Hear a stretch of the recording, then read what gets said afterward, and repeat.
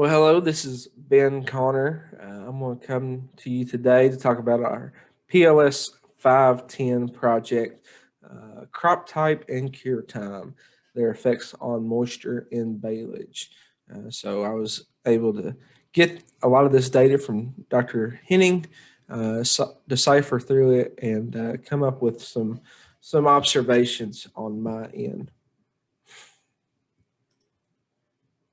So just setting the stage, we've talked about baleage during class, but it is a high moisture hay that's wrapped in plastic and creates a anaerobic environment or environment without oxygen to uh, allow for fermentation. That hay is usually wrapped in at minimum 4 layers of plastic, but we've seen more commonly 6 to 8 layers of plastic. Producers are turning to baleage for several reasons. It's a forage for the livestock, but I think more that I've talked to really appreciate the quick turnaround that they can do on baleage from actual cutting it uh, to baling to wrapping is quick. So if you got a bad weather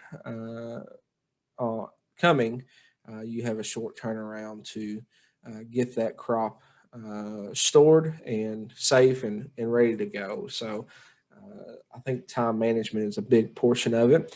But we also see baleage that results in a higher quality forage. In Dr. Henning's slides, specifically, it was referring to crude protein and digestibility.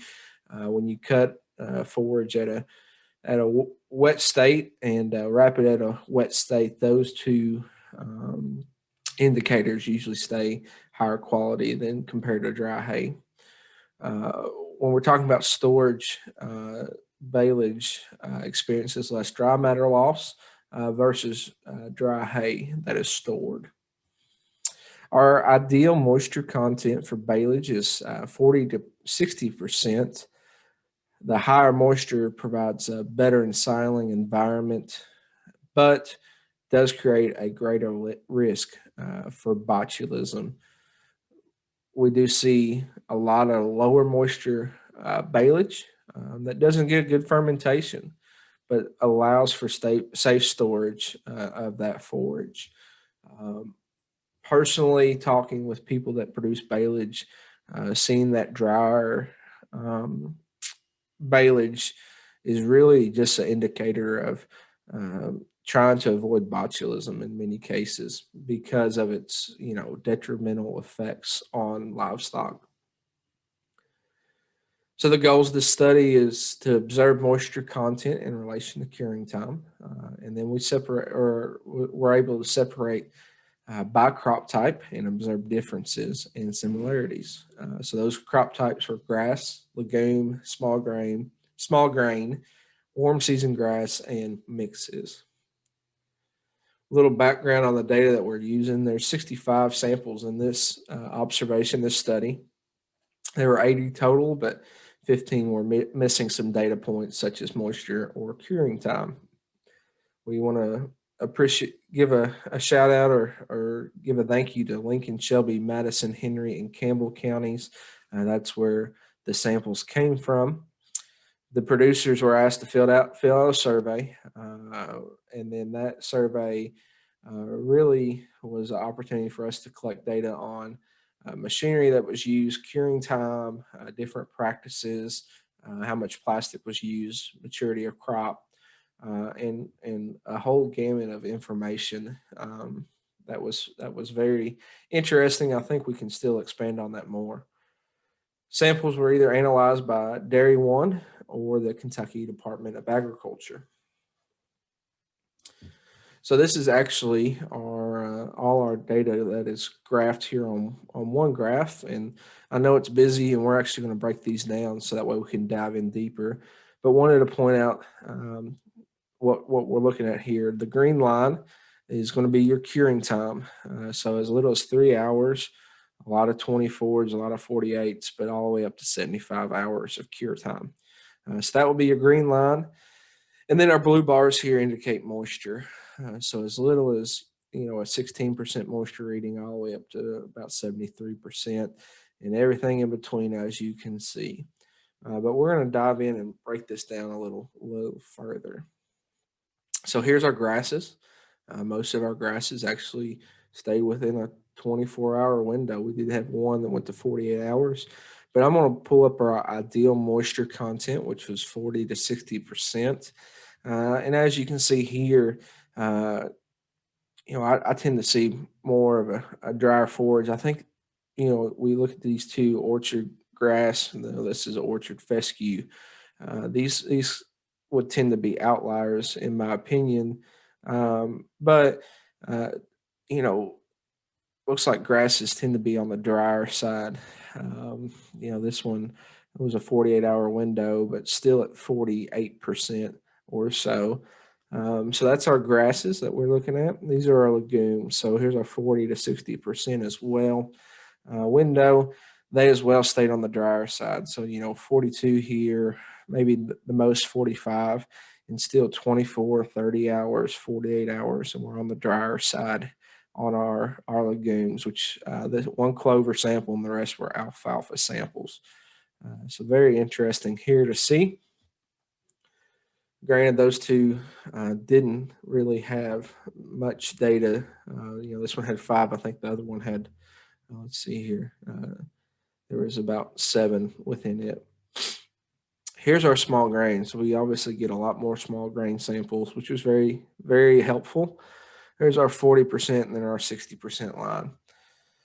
These samples to me tend to stay on the higher moisture end. You see a lot more within the 40 to 60% range, but a lot more pushing that 60 and above range as well. One thing to note here, here's our 48-hour time frame. So this is 2 days of curing, and we're still sticking high as far as moisture. These are 54 hours, which was interesting to see, and they're shooting above around 70% or so. There are some anomalies in here. These around 20%, which are interesting. I would love to dive deeper into these samples, see what may be causing them to test so low. I think weather would be a real interesting study on some of these baleage samples, but we can get into that here a little later. But overall, small grains, from my opinion and what I see, tend to stay a little bit more wet. Here's our warm season grasses at 40 to 60% bars. You can see these fall within that 40 to 60%. Point out here, we got eastern gamma grass, switchgrass. Those are some warm season perennials, which I found interesting. I don't see those here in Scott County, so it was neat to see those within here. But these Sudans are, they're going to be a little bit more moisture on here. This is even after 75 hours of cure time. This Sudan grass was sitting around 60. So that is our warm season grasses. And then here are our mixes.